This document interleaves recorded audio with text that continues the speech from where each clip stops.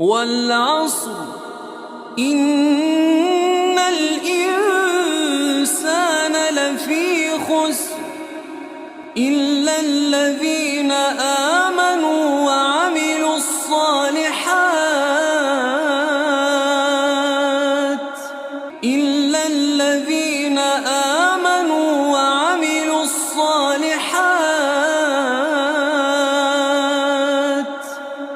وتواصوا بالحق وتواصوا بالصبر.